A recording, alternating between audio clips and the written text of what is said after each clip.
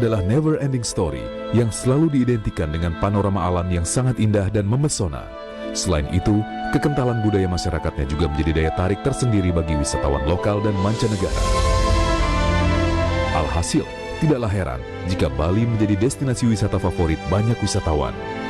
Namun di balik itu semua, hadir sebuah kisah misteri di dalamnya.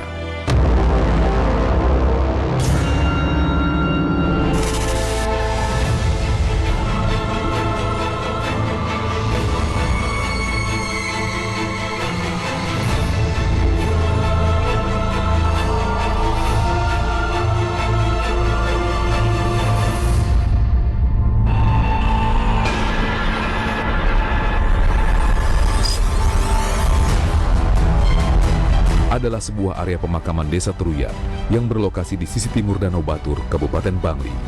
Pemakaman itu memancarkan aura magis yang akan membuat siapa saja menjadi merinding melihatnya, karena terbilang beda dengan makam pada umumnya. Jika kebanyakan makam jenazah dikuburkan di dalam tanah, di kompleks makam Teruyan, jenazah hanya diletakkan begitu saja di atas permukaan tanah. Ini berasal dari kata tarunyan, dan pohon terunyan atau tarumenyan ini adalah di belakang kita ini. Jadi sudah saya dapat informasi bahwa ini sudah 1000 tahun yang lalu. Jadi penduduk ini lahir sudah ada besar, lahir sudah besar, dan tidak tahu jelas pasti kapannya, tahun berapa dan sebagainya. Jadi inilah salah satu ikon atau salah satu keunikan daripada Desa Terunyan ini. Aneh bin ajaib, meski hanya diletakkan di atas tanah, tidak tercium sama sekali aroma busuk yang menyengat. Bahkan lalat, belatung, atau binatang sejenis juga tidak ditemukan di sekitar jenazah di makam Teruyan. Usut punya usut, ternyata hal ini disebabkan oleh pengaruh sebuah pohon keramat bernama tarumenyan yang berdiri kokoh di area pemakaman. Jadi satu-satu di sini tak berbau apa menyebab, bukan dikasih obat-obatan, bukan dikasih boreh itu, karena tidak berbau karena diserap oleh nama pohon. Ini namanya pohon tarumenyan. Taru itu berarti kayu, menyan itu wangi itu harum. Dulu sebenarnya kampung kami itu sebelum ada pohon di sini bukan Terunyan, adalah tarumenyan. Sekarang ada pohon, ya cepat-cepat dibilang nama kampung kita itu disingkat namanya Terunyan. Menurut cerita, konon pohon tarumenyan mengeluarkan aroma yang sangat harum, bahkan dapat tercium hingga ke tanah Jawa. Dan sesuai peraturan adat, tak semua orang di Desa Teruyan bisa dimakamkan di pulau sakral ini. Terdapat syarat-syarat yang harus dipenuhi agar jenazah bisa dimakamkan di makam Teruyan. Dan setelah dibawa ke lokasi makam, selanjutnya jenazah akan ditutupi pagar bambu dengan sesaji diletakkan di dekatnya. Terlihat ada sandal, sepatu, rokok, piring, dan barang-barang lain-lain di sekitar sangkar bersama dengan keranjang berisi koin dan uang kertas. Konon, semua itu ditinggalkan oleh pelayat untuk digunakan almarhum di akhirat. Karena ini memang menyangkut roh itu, karena Bali percaya bahwa itu memang betul-betul terjadi. Nah contoh, udah sering terjadi ya, seseorang meninggal di Bali nih, masyarakat Bali biasa meninggal, kemudian diturunkanlah rohnya dia. Rohnya dia. Nah pada waktu rohnya dia turun itu, nyata-nyata sudah pasti persis apa yang dikatakan oleh orang yang dipinjemin itu. Tolong dong HP saya dibawa, gitu. Nanti saya mau bawa pulang ke sana.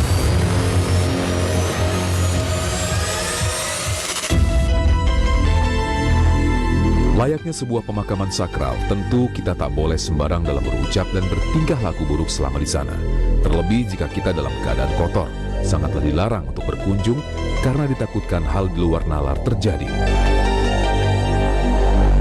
Lantas, kejadian aneh apa yang pernah terjadi di kompleks makam Teruyan ini? Ini pernah yang ada tamu dari Jakarta, tapi mahasiswa gitu. Tapi yang ikut rombongan ke sini dari bawah sampai ke atas, foto sampai di sini itu masih pingsan, Pak. Katanya di sini yang perempuan itu katanya apa? Datang bulan katanya. Datang bulan. Tahu-tahu sudah sadar itu dia ditanya sama teman saya, datang bulan katanya. Tapi anggaran batang bulan itu ke sini kan tidak ada masalah. Boleh masuk, tapi ada kata-kata saya bisa ada omongan ke satu datang bulan gitu lah. Ini lagi kotor berarti ya, Pak? Betul, Pak. Itu di sana sakralnya luar biasa. Jadi ada tempat-tempat sesuatu yang tidak boleh dilanggar. Jadi kalau ketunyan sebaiknya datang ke sana melihat-lihat. Nah itu aja. Jadi ingin tahu aja, nggak usah yang aneh-aneh lah, ngambil barang-barang dan sebagainya.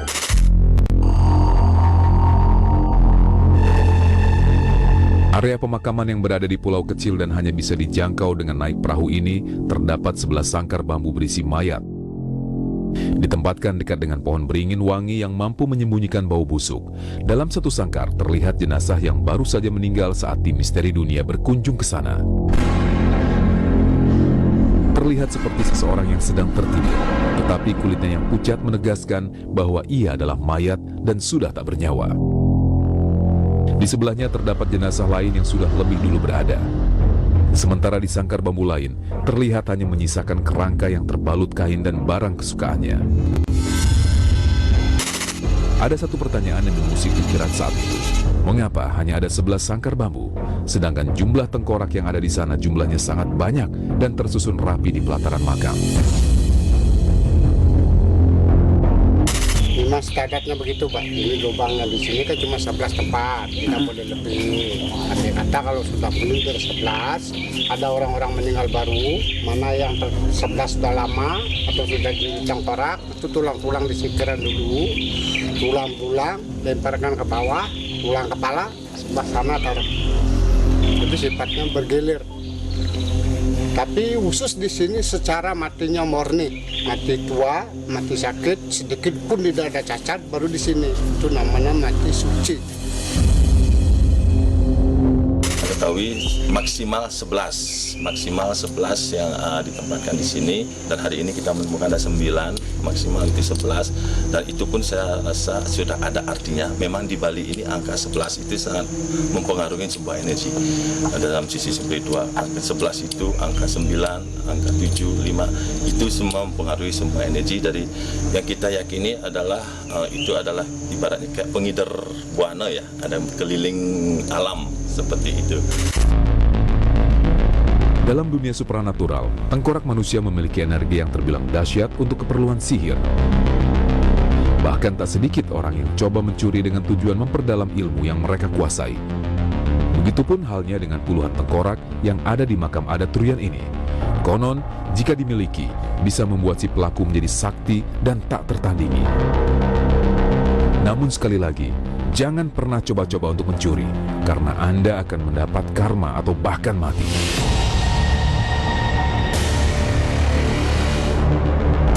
Biasanya di dunia sihir supranatural itu kita menggunakan dahinya ini.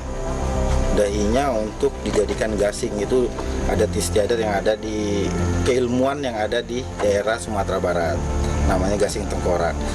Tidak boleh orang-orang biasa menggunakan tengkorak-tengkorak ini untuk dijadikan koleksi, dikarenakan ada sebab dan akibat yang bakal muncul nantinya jika kita mengkoleksi ataupun menyimpan tengkorak-tengkorak manusia ataupun dari binatang-binatang lainnya, karena itu bisa mengundang energi negatif itu yang akan mengancam kejiwaan dan pikiran manusia, bahkan bisa mengakibatkan kematian.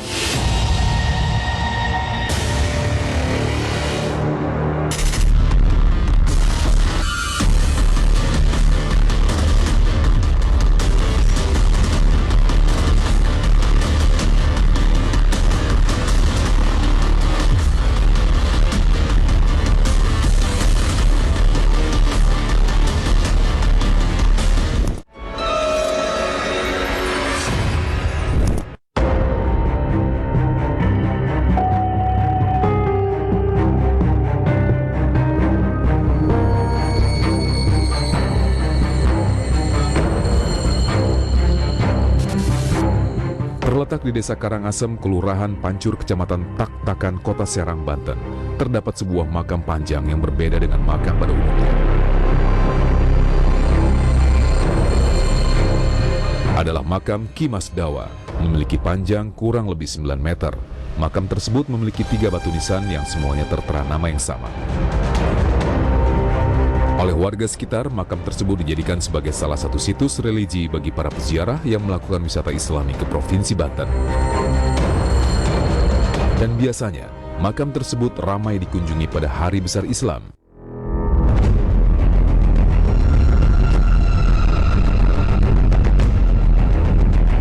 Berdasarkan informasi masyarakat sekitar, Ki Mas Dawa memiliki nama asli Ki Mas Jayakusumo. Ia hidup sejaman dengan Ki Sayar, salah satu tokoh pejuang Islam Banten pada abad ke-16. Menurut sejarah, Ki Mas Dawa merupakan panglima, penasehat, tentara, sekaligus santri di Sayar. Dan semasa hidupnya, ia banyak membantu Ki Sayar dalam menyebarkan agama Islam di tanah Jawara.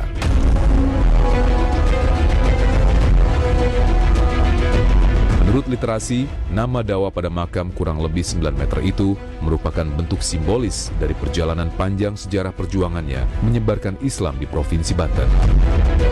Ki Mas Dawa sendiri masih ada kaitannya dengan makam yang ada di Demak dan Ujung Kulon. Namun sangat disayangkan, warga sekitar tak banyak yang mengetahui sejarah detail tentang kisah Ki Mas Dawa dan Ki Sayar ini.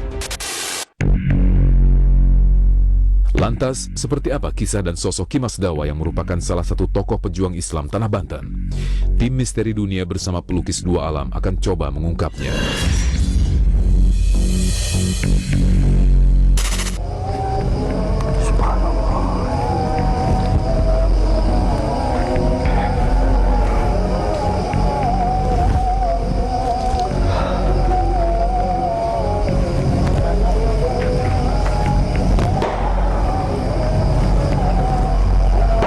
Assalamualaikum ya Assalamualaikum Bismillahirrahmanirrahim Hadini ya ila hadratin Semalabin khususan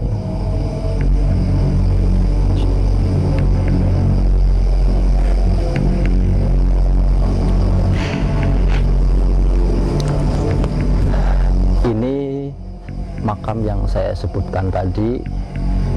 Beliau seorang waliullah yang pada zamannya mensiarkan agama Islam, dan beliau sangat dikagumi dan menjadi panutan bagi masyarakat pada masa lalu, dan sampai sekarang beliau masih seorang wali yang sangat dihormati karena beliau sangat mumpuni dan sangat rendah hati.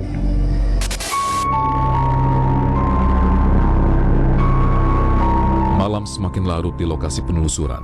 Area makam yang dipayungi sebuah pohon beringin besar semakin mencekam karena hanya diterangi sebuah lampu di pinggir pagar. Hawa dingin yang mulai menusuk membuat tubuh merinding dan membangkitkan bulu kuduk tim Misteri Dunia. Lantas apa pertanda bahwa Ki Mas Dawa telah hadir dan memberi izin sosoknya divisualkan?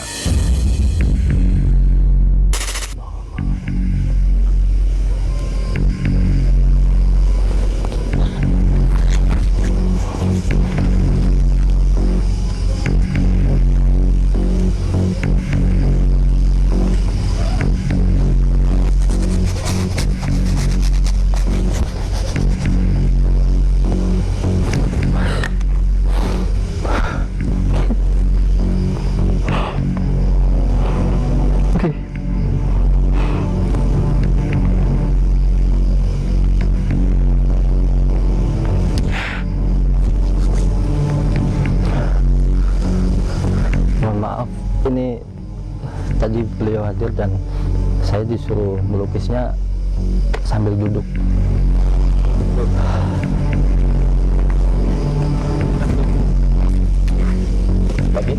Udah cukup.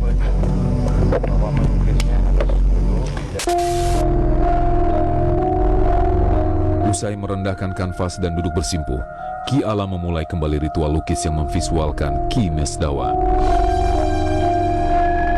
Ditemani hawa sejuk yang menyelimuti, sosok rendah hati yang selama ini menjadi teka-teki mulai terjawab. Ini saya barusan dapat firasat atau panggilan untuk sedikit menorehkan tanah beliau ada di lukisan ini. Jadi saya mohon izin minta sedikit.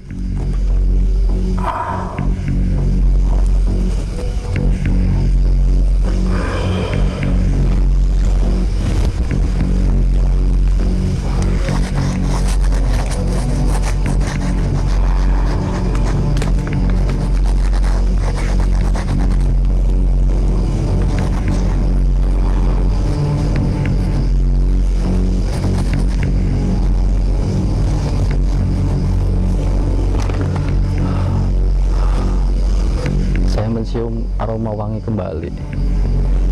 Masya Allah.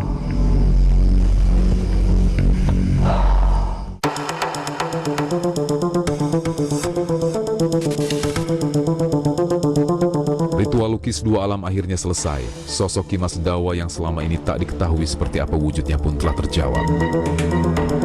Namun, di sela-sela visualisasi, pejuang Islam Tanah Jawara itu ternyata menyampaikan sebuah pesan. Apa permintaannya? Ini saya sedikit tadi mendapat wejangan beliau gitu untuk ngasih kain putih di pusaranya, Pak. Kain putih, dan beliau bilang memang yang ngurusin di sini hanya diserahkan mandatnya ke anak cucunya. Berarti Bapak termasuk masih anak cucu beliau gitu, dari buyut-buyut ke buyut gitu di masa lalu ya. Jadi, gak tahu, saya asal teringat wajah beliau tuh kayak pengen nangis gitu. Jadi tadi saya sempat ada sedikit komunikasi dari beliau itu, kalau bisa di kain putihin setiap pusarannya gitu ya. Sebagai makam yang dikeramatkan dan dipercaya memiliki tuah, tentu harus dihormati dan dihargai. Karena jika dilanggar atau kita berniat buruk, penghuni tak kasat mata yang ada di sana tak segan-segan untuk memberi peringatan. Dan hal itu pun terbukti sekitar tahun 2001 sampai 2002 silam. Saat ada seorang berniat buruk di area makam. Begini ceritanya. Yang satu itu dari Bogor ke Majalaya. Nggak tahu mainannya nggak apa ya. Untungnya dia itu lari. Kalau nggak lari itu dia kejebur ke bawah. Jadi karena ini bengkah. Oh, ini tanahnya? Ini tanahnya bengkah, jalan. Itu pernah terjadi, Pak ya? Itu pernah terjadi 2001, 2002. Berarti kemungkinan menurut Bapak itu dia punya niat nggak baik gitu? Iya. Dan mungkin selamatkan dia lari gitu? Iya. Jadi emang dia turun-turun, saya mau ke sini, dia keluar dari sini turun-turun. iya.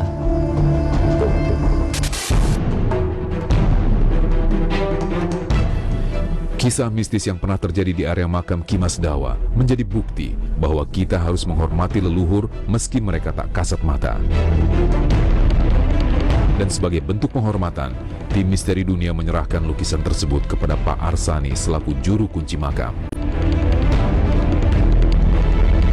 Pak Arsani, ini lukisan ini ingin saya titipkan di sini. Saya serahkan ke Pak Arsani sebagai perawat di sini gitu. Mohon kiranya Bapak untuk menerimanya gitu. Amin. Jadi saya mengucapkan terima kasih Sama-sama. banyaknya, dan mudah-mudahan Bapak-Bapak ini tugasnya selalu lancar. dan sukses. Amin, amin ya Allah. Dan Allah Amin. ngasih hidayah karomah kemujizatan. Amin.